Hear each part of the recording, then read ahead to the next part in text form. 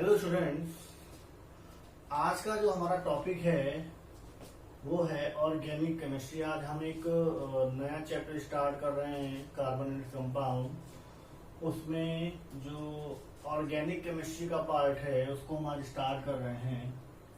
ठीक है, तो ऑर्गेनिक केमिस्ट्री को समझने से पहले हमको ये समझना पड़ेगा कि ये स्टार्ट कैसे हुआ। ठीक है, तो टिल 1828 तक ऐसा माना जाता था कि ऑर्गेनिक कंपाउंड केवल ऑर्गेनिक सब्सटेंस से ही मिल सकते हैं, लिविंग ऑर्गेनिज्म से ही मिल सकते हैं, ऐसा माना जाता था। और इसके बेसिस पे एक थ्योरी दी गई थी, that is called vital force theory. Vital force theory क्या कहती थी? वो ये कहती थी कि organic substance can not be formed by their elements. Organic substance को उनके एलिमेंट से फॉर्म नहीं किया जा सकता। They can be formed only by living organism like animals और प्लांट। ठीक है, वाइटल फोर्स थ्योरी क्या कहती थी? There is a vital force which synthesize the organic compound. ठीक है, वाइटल फोर्स थ्योरी क्या कहती थी? There is a vital force, god force, कोई दैवीय फोर्स है जो ऑर्गेनिक कंपाउंड को फॉर्म करता है। ठीक है, तो वाइटल फोर्स थ्योरी क्या कहती थी? Vital force theory tells that there is a vital force that synthesize organic compounds. Organic compounds. Okay? Organic compounds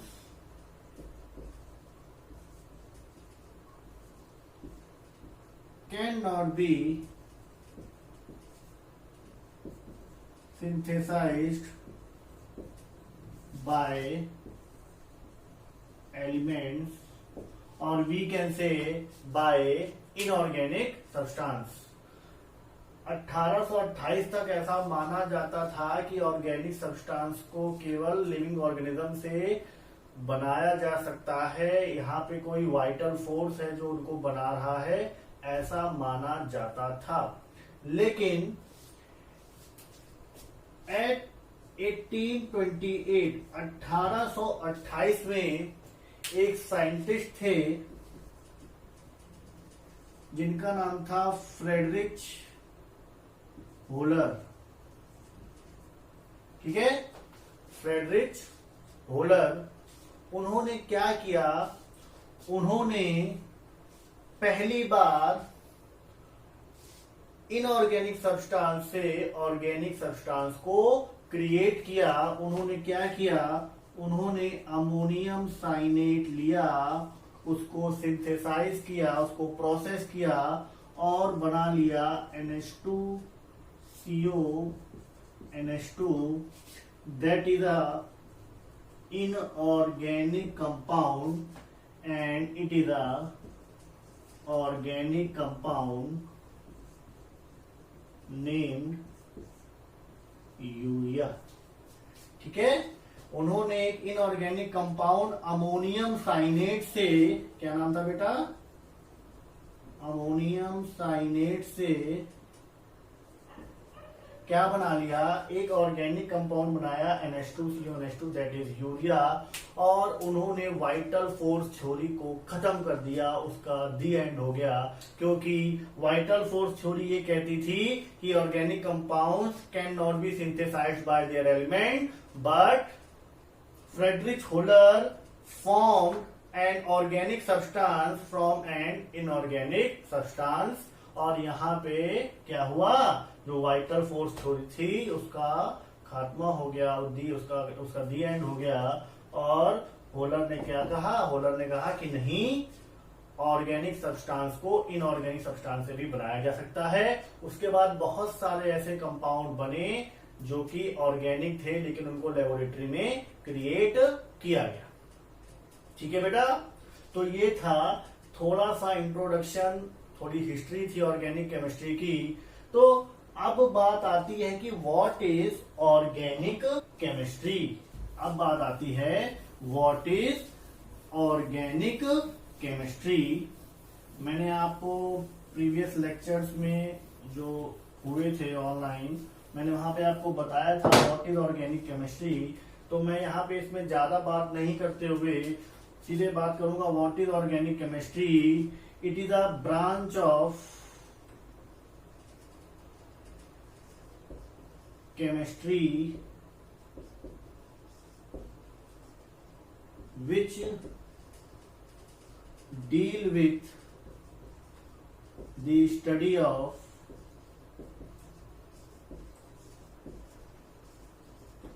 hydrocarbon and their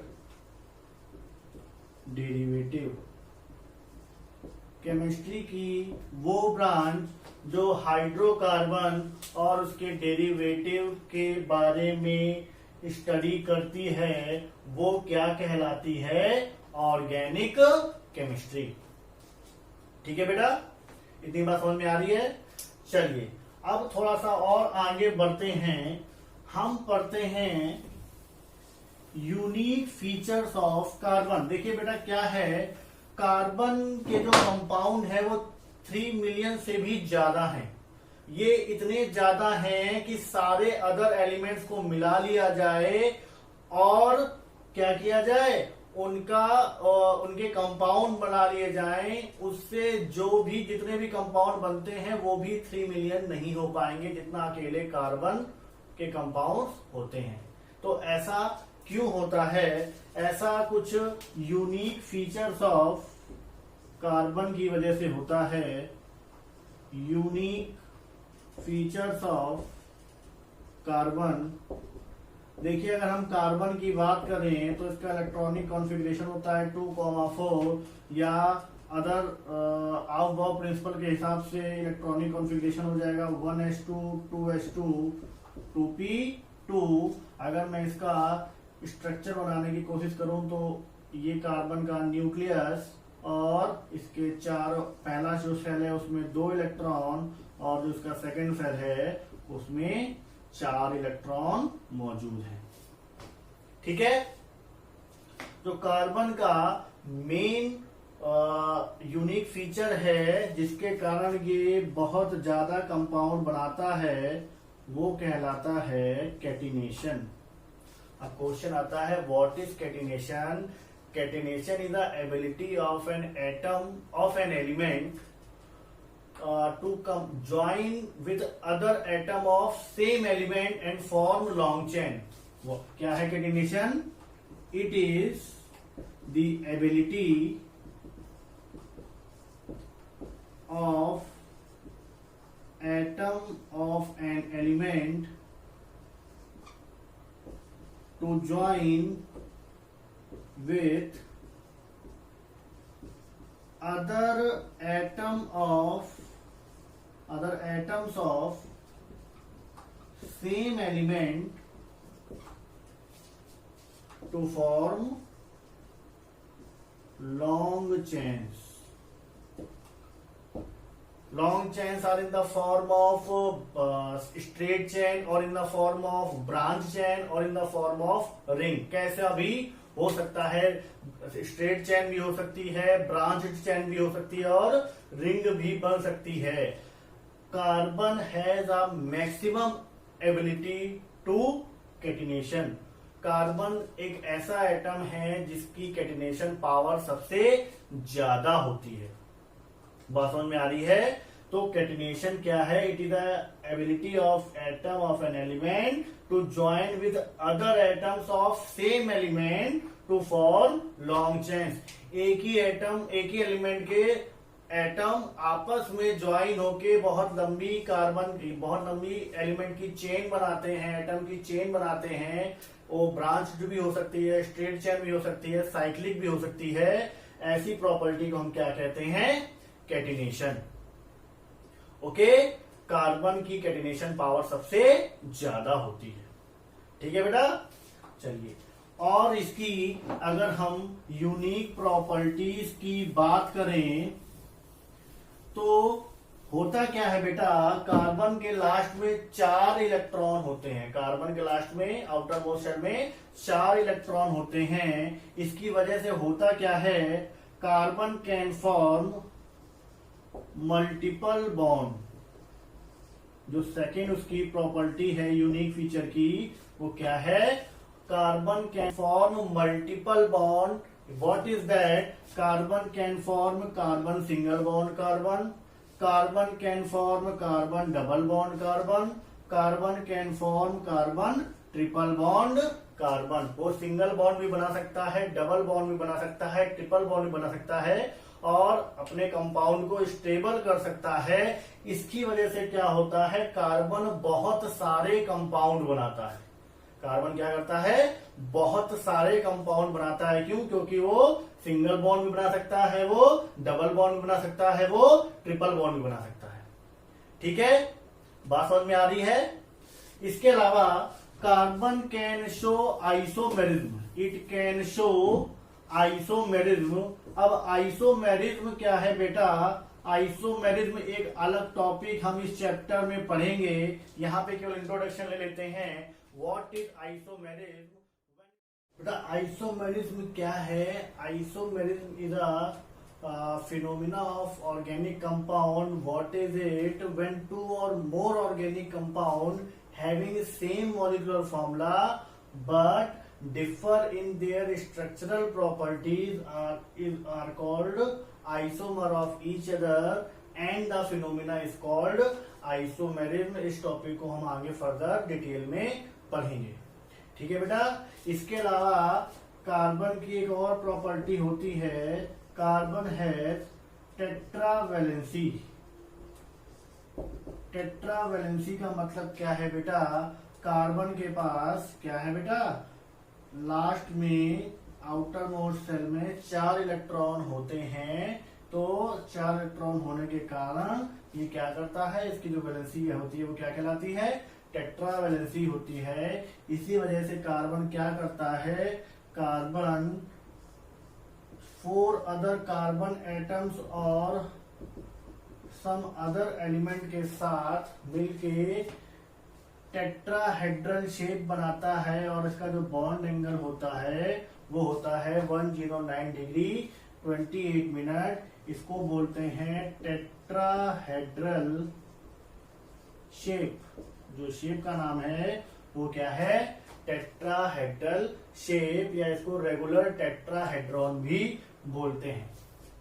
ठीक है बेटा, तो ये कार्बन के कुछ यूनिक फीचर्स थे जिनको हमने देखा।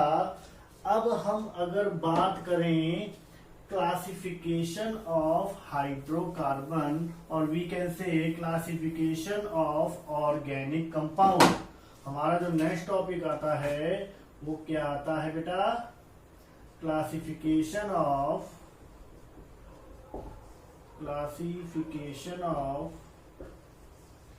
Organic compound. बेटा अगर ऑर्गेनिक कंपाउंड को हम क्लासिफाई करना चाहें तो organic compound can be classified into 2 types। First one is open chain organic compound और second one is closed chain organic compound। Open chain organic compound को हम फर्दर डिवाइड कर सकते हैं सैचुरेटेड ऑर्गेनिक कंपाउंड और we can say saturated hydrocarbon और second one is unsaturated hydrocarbon. ठीक है, सैचुरेटेड हाइड्रोकार्बन क्या है, वो ऑर्गेनिक कंपाउंड जिसमें कार्बन कार्बन के बीच में सिंगल बॉन्ड होता है कहलाते हैं सैचुरेटेड हाइड्रोकार्बन। इनको हम कहते हैं एल्केन्स। ठीक है बेटा, इनका जो जनरल केमिकल फॉर्मूला होता है वो होता है CnH2n+2 where n belongs to 1 2 3 up to n। ठीक है, अनसैचुरेटेड हाइड्रोकार्बन फर्दर क्लासिफाई होते हैं 2 टाइप में, एल्कीन और एल्काइन। एल्कीन हाइड्रोकार्बन कौन है? वो हाइड्रोकार्बन जिसमें कार्बन कार्बन के बीच में डबल बॉन्ड हो, ठीक है। और एल्काइन क्या है? वो हाइड्रोकार्बन जिसमें कार्बन कार्बन के बीच में ट्रिपल बॉन्ड हो, ठीक है। एल्कीन का जो जनरल फॉर्मूला होता है वो होता है CnH2n, और एल्काइन का जो जनरल केमिकल फॉर्मूला होता है वो होता है CnH2n-2, where n belongs to 2, 3, 4 up to n। यहाँ पे n की वैल्यू 1 नहीं हो सकती, क्योंकि मल्टीपल बॉन्ड के लिए एट लीस्ट 2 कार्बन एटम का होना जरूरी है, ठीक है बेटा। अगर हम क्लोज चेन की बात करें तो क्लोज चेन जो हाइड्रोकार्बन है वो 2 टाइप के हैं। एक है होमोसाइक्लिक और दूसरा है हेट्रोसाइक्लिक, ठीक है बेटा।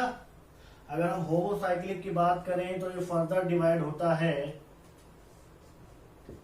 एलिसाइक्लिक और एरोमेटिक में। एलिसाइक्लिक क्या है? अच्छा, होमोसाइक्लिक की अगर हम पहले बात करें व्हाट इज होमोसाइक्लिक, तो होमोसाइक्लिक में साइकिल होगी, रिंग होगी, लेकिन वो केवल कार्बन एटम्स के मिलके बनी होगी, ठीक है। अब इसमें 2 टाइप में है, एलिसाइक्लिक और एरोमेटिक। एलिसाइक्लिक में आते हैं साइक्लोएल्केन्स जैसे कि साइक्लोप्रोपेन, साइक्लोब्यूटेन, साइक्लोपेंटेन, ठीक है। एरोमेटिक में, एरोमेटिक फर्दर 2 टाइप से डिवाइड होती है, बेंजीनॉइड और नॉन बेंजीनॉइड। अब ये बेंजीनॉइड क्या है, नॉन बेंजीनॉइड क्या है? बेंजीनॉइड जिसमें बेंजीन रिंग मिलती है, और नॉन बेंजीनॉइड क्या है जिसमें बेंजीन रिंग नहीं होती है, फिर भी वो एरोमेटिक होते हैं। ये सारी चीजें डिटेल में आप आगे जाके पढ़ेंगे।